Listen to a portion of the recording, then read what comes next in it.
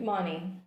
In our last class, we went through the author Arthur Miller and plot summary of his very famous play Death of a Salesman. Today, we are going through the character analysis of the play. Let us begin with Willie Lawman. Willie Lawman is the salesman of the title and the husband of Linda. A 60-year-old salesman living in Brooklyn, Willie Lawman is a gregarious, mercurial man with powerful aspirations to success. He is sociable. At the same time, we can't predict his mood. However, after 35 years working as a traveling salesman throughout New England, Willie Lawman feels defeated by his lack of success and difficult family life. Although he has a dutiful wife, Linda, his relationship with his oldest son, Biff, is strained by Biff's continual failures. As a salesman, Willie Lawman focuses on personal details over actual measures of success, believing that it is personality and not high returns that garner success in the business world. We never learn what he sells, but he has thoroughly bought into a version of the American dream in which charisma and luck count for more than diligence or wisdom. All his life, he represents himself to his family as being constantly on the verge of huge success, while privately wondering why he has not risen to the heights that he believes he is capable of reaching.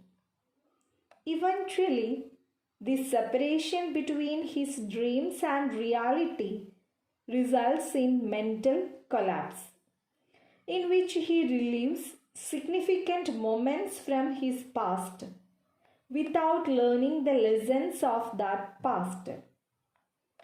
He invests all his hope in his sons and is disappointed in the way they have turned out, not realizing that his shallow dream of success has influenced both Biff's disillusionment and Happy's shallowness.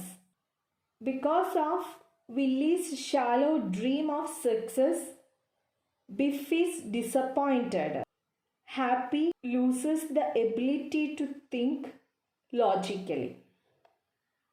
His death represents a final transformation of himself into a commodity, a life insurance policy, for the benefit of his family, whose love he failed to fully recognize while he was still with them.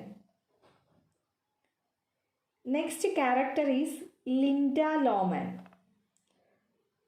The dutiful, obedient wife to Willie and mother of Biff and Happy, Linda Lawman is the one person who supports Willie Lawman, despite his often blamable treatment of her. She is a woman who has aged greatly because of her difficult life with her husband, whose hallucinations and unpredictable behavior she contends with alone. We already know it well. Willie has the habit to daydream. She is the moral center of the play, occasionally stern and not afraid to oppose her son's about their poor treatment of their father. She remains devoted to him, even as he betrays her at two major points during the play: committing adultery with the woman as a younger man and committing suicide with the deluded belief that he will solve the family's problems by doing so. As the person closest to Willie, she realizes that he is trying to kill himself and advises her sons to show him more love. However, she is as responsible for his death as any of the other characters, as her encouragement fuels Willie in his doomed pursuit of glory. Next character is Biff Lawman. Biff Lawman is Willie's and Linda's elder son. He has always been in the shadow of his father's expectations for him.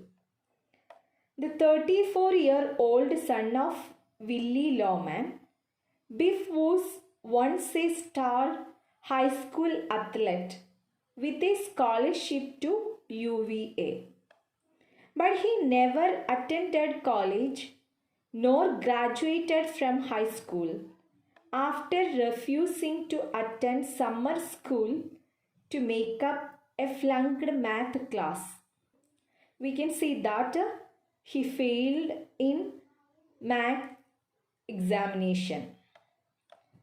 At that impressionable age, he witnesses Willie's affair with the woman, which is enough to shake his faith in everything his father has ever told him. Since then, Biff has been a continual failure, stealing at every job and even spending time in jail. Despite his failures and anger toward his father, Biff still has great concern for what his father thinks of him, and the conflict between the two characters drives the narrative of the play. When the play begins, he is grasping for answers in his life, having worked as a farm laborer for years and still unable to meet his father's standards of success. In the course of the play, he has the revelation that he, like his father, is not destined for greatness. But he realizes that he can still achieve happiness through his own, simpler version of the American dream, working with his hands in wide open spaces, doing the things that fulfill him. He represents Willie's better, more honest nature, which Willie tragically turns away from. Next character is Happy Lawman. Happy Lawman is Willie's and Linda's younger son. He is the assistant to an assistant manager at a department store and is always willing to do whatever is convenient, be duplicitous to his family. Duplicitous means deceitful. Take bribes at work or sleep with the girlfriends of his colleagues. Happy Lawman is seemingly content and successful with a steady career and none of the obvious marks of failure that his older brother displays. Happy, however, is not content with his more stable life because he has never risked failure or striven for any real measure of success. Happy is a compulsive womanizer who treats women purely as sex objects and has little respect for the many women whom he seduces. At the end of the play, he decides to carry on Willie's legacy by making as much money as possible, which is a twisted misinterpretation of what Willie's death meant. In the importance that Happy places on getting ahead, and in his readiness to delude himself, he represents the worst aspects of Willie's nature. Delude means deceive. Next character is Ben Lawman. Ben Lawman is Willie's older and adventurous brother. Ben left home at 17 to find their father in Alaska, but ended up in Africa, where he found diamond mines and came out of the jungle at 21 an incredibly rich man. Although Ben died several weeks before the time at which the play is set, he often appears in Willie's hallucinations. Hallucinations means daydreams. Carrying a valise. Valise means a small traveling suitcase and an umbrella. At moments of great stress or doubt, Willie converses with Ben's ghost. Ben represents the fantastic success for which Willie has always hoped, but can never seem to achieve. Ben is the representation of the most old-fashioned aspect of the American dream. The idea that a man can set out into the wilderness by himself and come back wealthy. Willie regrets not following Ben's path and testing himself against rough natural settings. Yet he barely knew Ben, and Ben showed contempt for him on his few visits to Willie's home. Next character is Charlie, Willie's neighbor, a steady businessman. He is a constant friend to Willie. Through the years, though Willie is quick to take offense whenever Charlie tries to bring Willie's unrealistic dreams down to earth. Charlie foresees Willie's destruction and tries to save him by offering him a job. He gives the final elegy about what it meant for Willie to live and die as a salesman. Next character is Howard Wagner. Howard Wagner is Willie's boss and the son of Frank Wagner, who founded the company for which Willie works. A cold, selfish man, he inherits his success without building anything himself. He refuses to take the personal association between Willie and his father into an account when he tells Willie there is no place for him at the New York office. He represents the new impersonal face of the sales business. Now we are going through the minor characters in the play. Bernard. Bernard is Charlie's son. He is studious and hardworking. He is intelligent and industrious, but lacks the gregarious personality of either of the Lawman sons. It is this absence of spirit that makes Willie believe that Bernard will never be a true success in the business world. But Bernard proves himself to be far more successful than Willie imagined. As a boy in high school, he wants Biff not to flunk math, a warning both Biff and Willie ignore. He grows up to be a successful lawyer who is about to argue a case before the Supreme Court. Next character is the woman, Willie's mistress in Boston. Mistress means a woman having sexual relationship with a married man. This nameless character has a continuing affair with Willie during the time that Biff and Happy were in high school. She is a secretary to one of the buyers and picked Willie as a lover because it seems she is able to exploit him for gifts.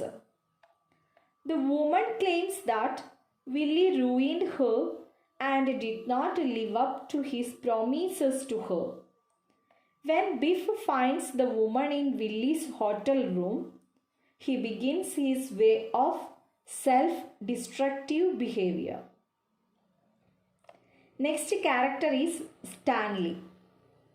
Stanley is a waiter at Frank's Chop House who is friendly with Happy but has sympathy for Willie's plight.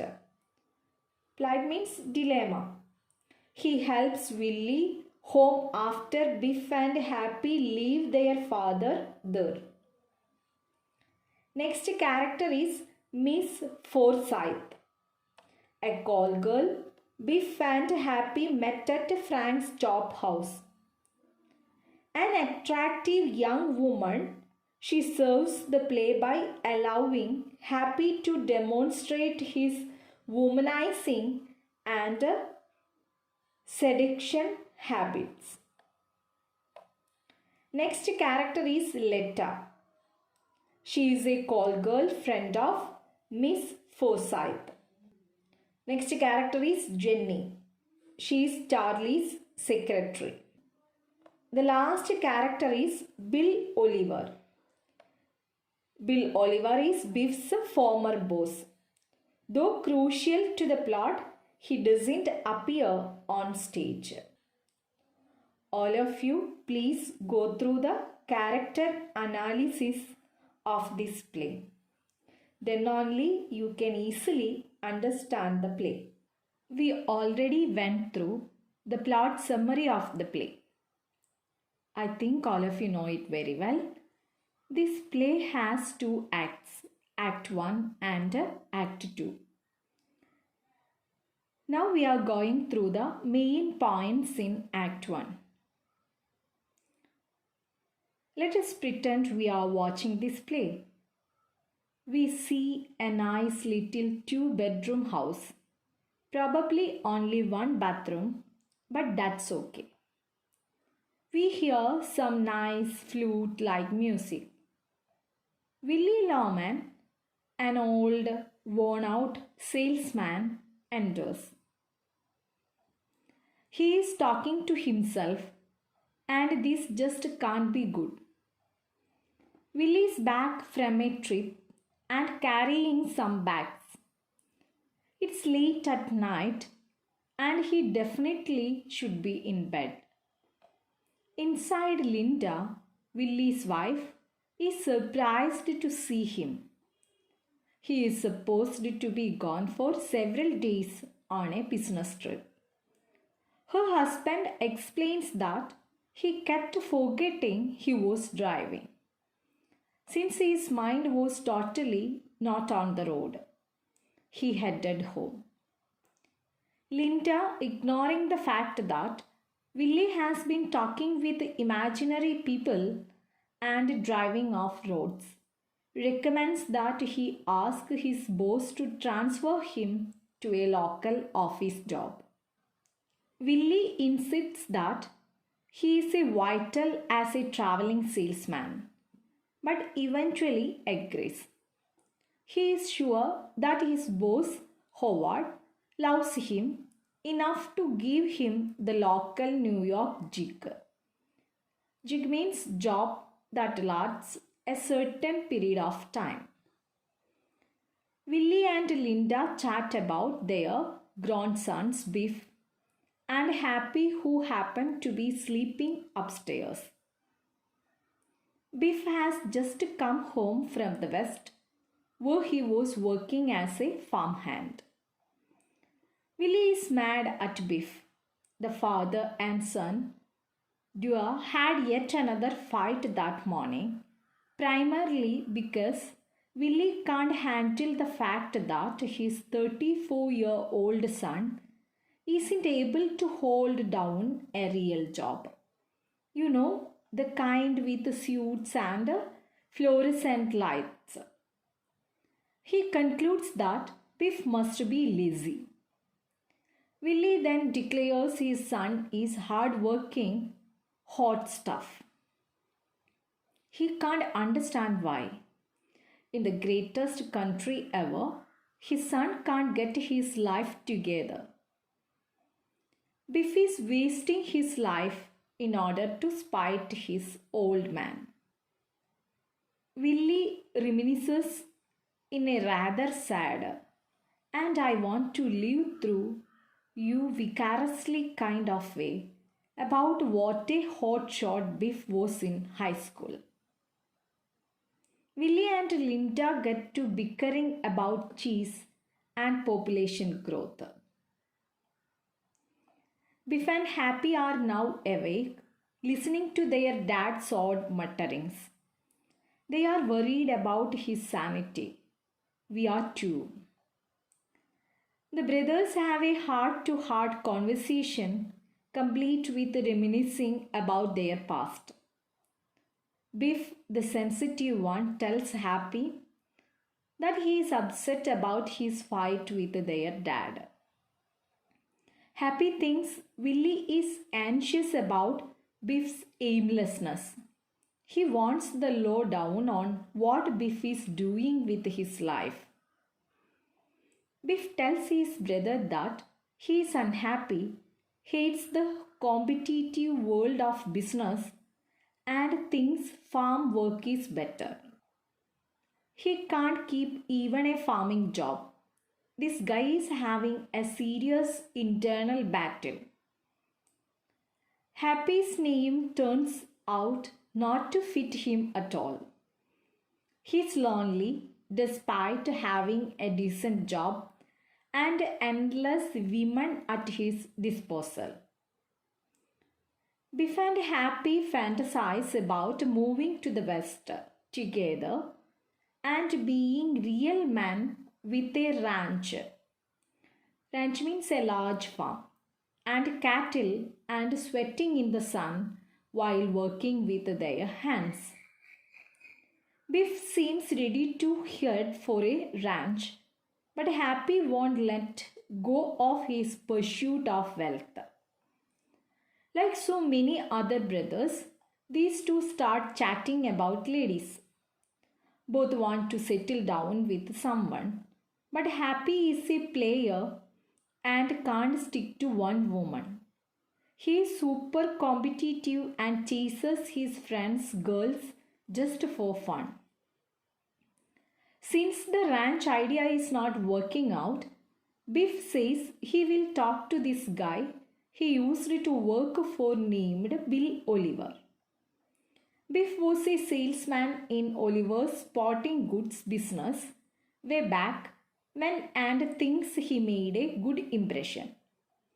He is hoping Oliver will give him a loan so that he and Happy can start a business together. Happy thinks this is the best idea ever. With big dreams in mind, the brothers go back to sleep. Cut to downstairs where Willie is still chatting with imaginary people. In his head, Willie relives the high school days of his sons. Said high school days go something like this. Biff and Happy are washing their dad's car, hoping to impress him. Biff says he is borrowed a football in order to practice his game. He is a football star and also, it would seem, kleptomaniac. Laughing Willie tells him he should return it. But neither father nor son takes the stealing seriously. The father starts going off about how great America is and how everyone bursts out the red carpet in the New England towns where he travels for business. He is bragging and overdoing it here. Still in the flashback, Linda enters with some laundry, which Willie makes the boys help her with. Biff gets his gang of fawning friends to help out too. Willie hasn't had enough of bragging about himself yet, so he starts telling his wife about how well liked he is and how he made a killing on his recent trip. Willie, who actually made $70 in commissions, tells Linda it was $212. Sadly, when they add up the math, Linda finds that even with the self-delusion and imaginary income, they are still in debt. In a sudden moment of accurate self-reflection, Willie says people just don't like him very much, but he blames his failure on being ugly and fat. Linda assures him that everything will be fine. No, wait, this is a flashback. We already know that fine never comes to pass. Now Willie's mind flashes to a woman who is not Linda by any stretch of the imagination. The woman is putting her clothes on amid some sexually suggestive jobs. Willie has given her some stockings. Back to the other flashback, Willie promises to make everything up to Linda.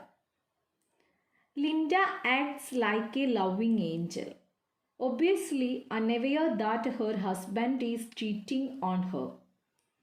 Willie notices Linda mending her stocking. She responds that new ones are too expensive to buy.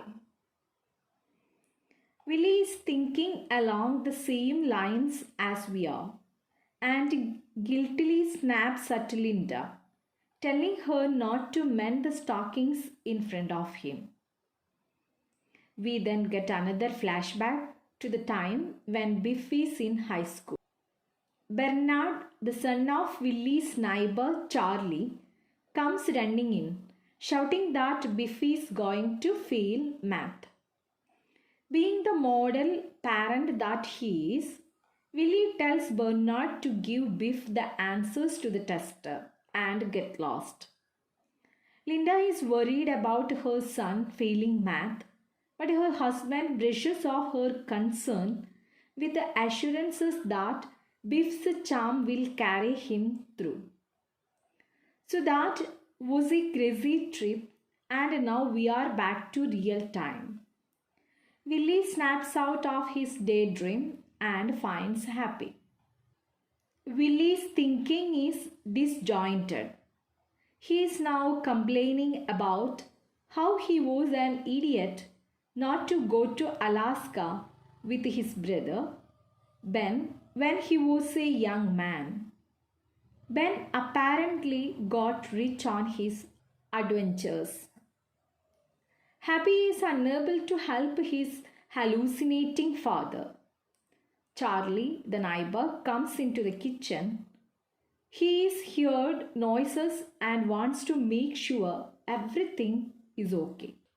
Charlie knows Willie's financial situation and kindly offers Willie a job. Offended Willie says he already has a job. Charlie advises Willie to stop putting so much pressure on Biff. Offended again, Willie tells Charlie to screw off. Ben enters the stage. Willie talks aloud with the imaginary Ben. Charlie, still sitting in the kitchen, has no idea what is going on.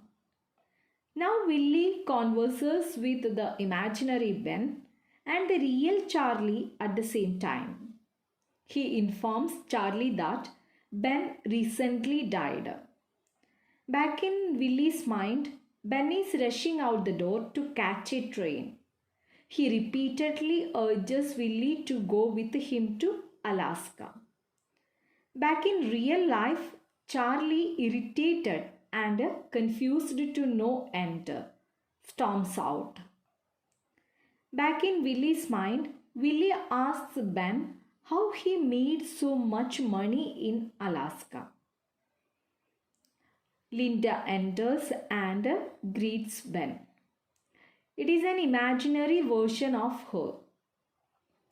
Now we get a bit more background on Willie. Turns out his father abandoned him and Ben when they were kids. So the deal with Alaska was that Ben tried to follow their dad there. Ben is no genius and due to his sketchy sense of geography ended up in Africa instead.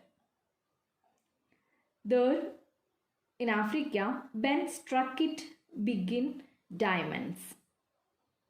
Now more craziness ensues when imaginary young Biff and Happy enter.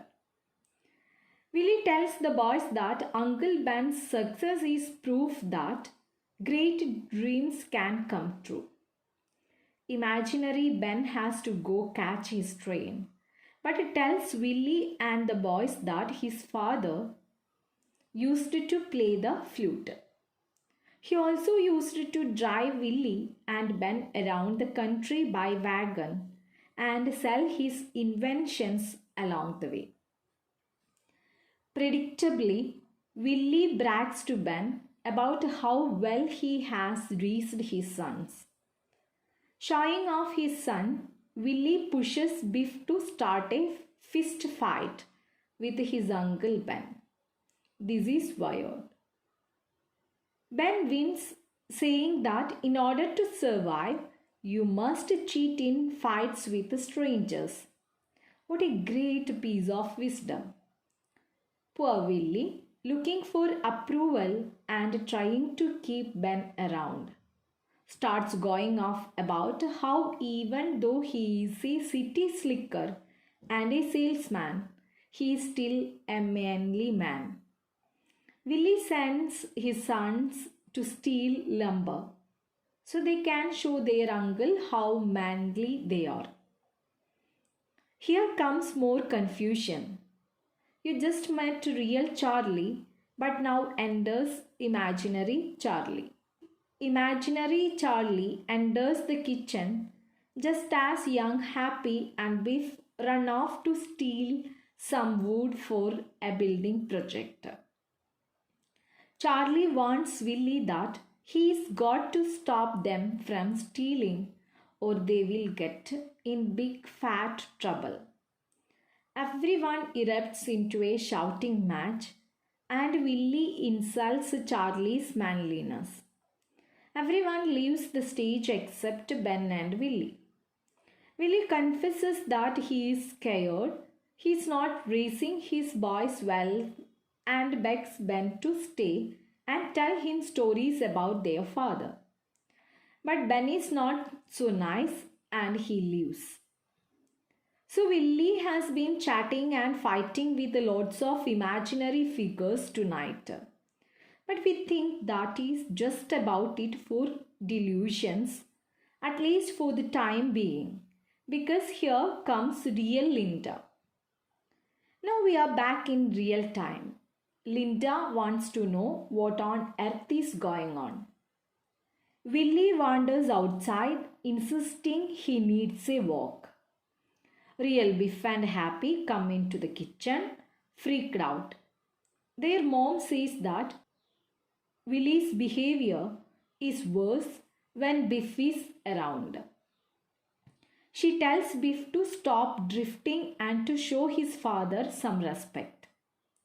Things heat up. Linda tells Biff to stay away from his father.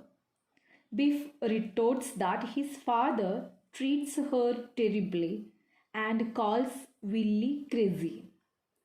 Linda, deeply offended, responds that her husband is simply exhausted. Now she admits that Willie's boss cut his salary and they are struggling financially. Their dad has been borrowing money from Charlie every week to pay the bills. Linda accuses her sons of being ungrateful and oblivious. Biff responds that Willie is a fake but won't explain why. To smooth out the situation, Biff tells Linda he will get a job and give them half his paycheck. As if things were not bad enough, Linda announces that Willie has been trying to kill himself in car accidents. Also, she's found a short length of rubber pipe attached to the fuse box. Linda tells Biff that Willie's life is in his hands, so he must be careful. Biff says he will straighten out, but he just wasn't made to work in the business world. Willie walks in. Almost immediately, he and Biff begin to argue. Happy, the peacemaker, interrupts and says that Biff is going to see Bill Oliver the following morning to get a business loan. Willie is all happy and perky for about 2 seconds before father and son are at it again. Happy strikes again, trying to make the situation happy. He tells his dad that he and Biff are thinking of starting a sporting goods line in Florida. Excitedly, Willie starts telling Biff how to behave around Oliver, who is in the sporting goods business. He acts as if they have already sealed $1 million deal.